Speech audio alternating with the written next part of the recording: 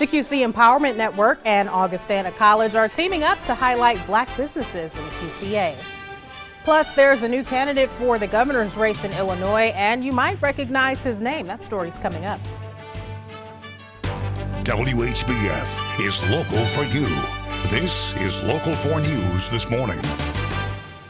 Good morning and thanks for watching Local 4 News this morning. I'm Emily Scarlett. New a possible abduction. The Whiteside County Sheriff's Department is now searching for a husband and wife they say might have been taken from their home in rural Erie.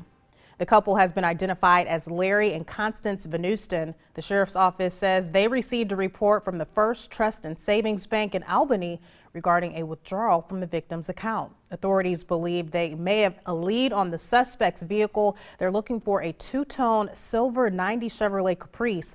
If you recognize that vehicle or have any information on the couple's whereabouts, you're asked to call 1-800-CALL-FBI. Also this morning, the QC Empowerment Network and Augustana College are teaming up to highlight black businesses in the QCA by kicking off the second annual Black Business Expo. Local 4's Brianna Collier joins us now in the newsroom with what you can expect this year. Good morning, Brianna. Good morning, Emily. The Expo is really a celebration and appreciation of black business owners in the QCA. This year's theme is Think Big. Quad City Empowerment Network spokesperson Tracy White says this year's theme gave them a focus on what type of speakers they wanted and what message they were trying to send to their business owners. She says the goal with the QC network is to focus on the growth of the African American community in order to make the entire QC community better for everyone. She says after the Expo, she hopes her business owners will be able to think bigger than what they are right now.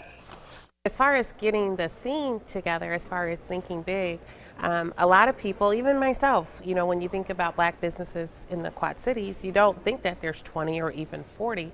But what we have to understand is that not everyone has a retail, not everyone has a storefront. About 80% of the businesses involved provide a service. And those people, we want them to start thinking larger to where they could have an office or where they could have a storefront, where they can start hiring more employees, where maybe they can take the first idea that they have and branch that off into another business for themselves.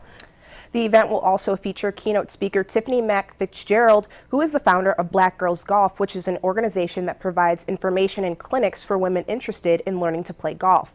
There will be 40 vendors this year from all over the QCA. The event is free and open to the entire community. It is set to take place this Saturday from 1 to 4 in the Gerber Center at Augustana College. In the newsroom, Brianna Collier, Local 4 News this morning. Thank you, Brianna. A member of one of the most well-known political families in the country says he wants to be the next governor of Illinois. Local 4 News is your local election headquarters. Democratic businessman Chris Kennedy formally filed paperwork with the Illinois State Board of Elections on Wednesday. He's the second Democrat in the race following Chicago Alderman Amaya Pawar. 7 more are considering their own campaigns. Kennedy is the son of former U.S. Senator Robert F. Kennedy and the nephew of former President John F. Kennedy. He says he'll work to create more jobs and restore the state's economy.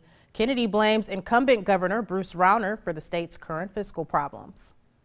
Governor Rauner's taken a state budget problem and turned it into statewide economic crisis.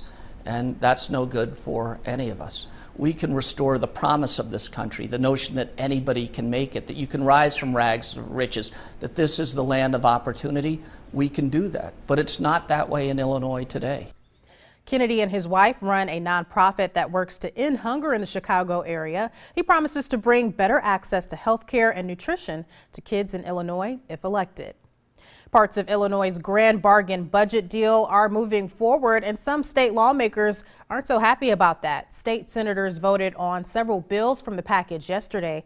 That includes the pension overhaul. Republicans say it breaches an agreement reached by lawmakers from both parties to vote only on minor bills like government consolidation.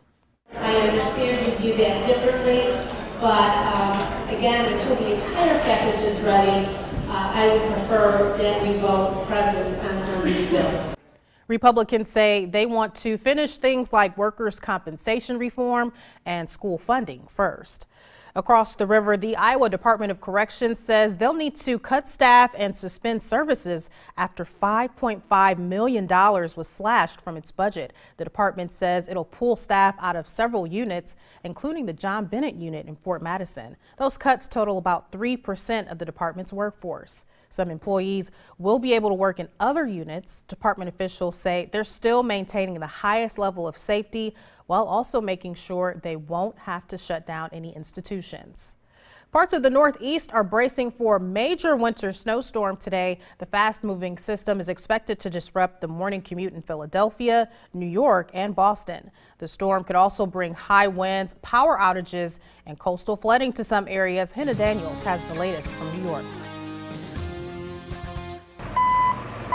Crews loaded up salt trucks and treated roadways ahead of the biggest storm much of the Northeast has seen so far this winter. We're ready to roll. We're ready to take on this snowstorm. The quick-hitting storm is threatening to bring heavy winds, flooding, and up to a foot or more of snow to the region, right in time for the morning rush. It could be up to 3 inches an hour. That'll create whiteout conditions. People in Massachusetts and Maine are gearing up to take the brunt of the hit. The National Weather Service predicts the states could get 12 to 18 inches of snow. We want people to stay indoors as much as possible, dress in layers when you're outside.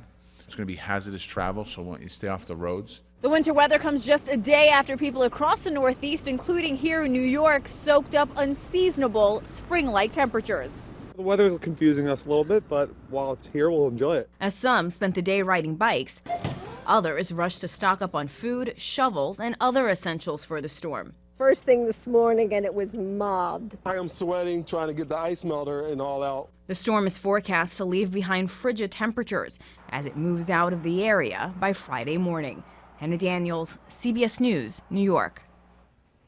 Airlines across the Northeast have already canceled thousands of flights this morning. As always, check with your airline before heading to the airport.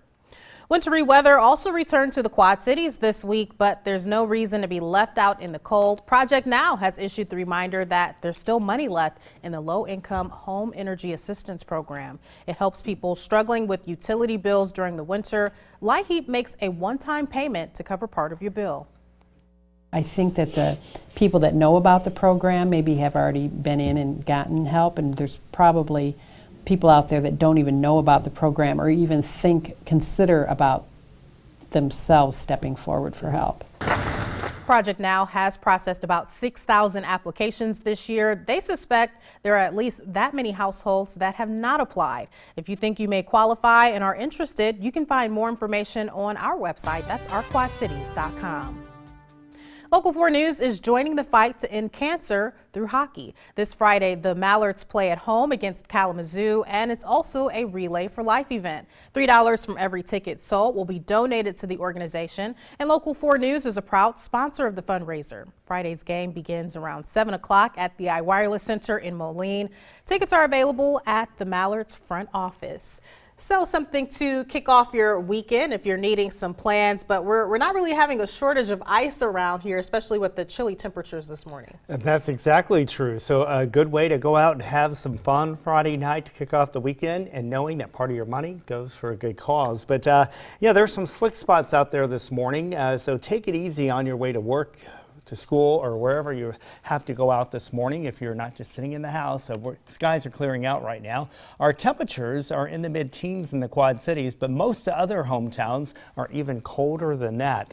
8, 9, 10, and 12 degrees out there, but we're at 15 in the Quad Cities, but it feels like 3. Heading up to a high today of only around 24 degrees, but once you factor in the wind, it's going to feel like the single digits in teens, so much colder than that. And there will be some high clouds increasing, so we'll still see some sunshine. It just may be filtered sunshine. Anthony, this is definitely a change for us because we really haven't seen these cold temperatures for a lot of this winter season. We really haven't. January was well above average. We had that big snow early in December, a little bit of snow here and there, and then we went a long period without any real snow. So this is a little bit of a shock, even though this is winter. Yeah, so hopefully you haven't forgotten how to bundle up. You'll need to this morning. Thanks, Anthony.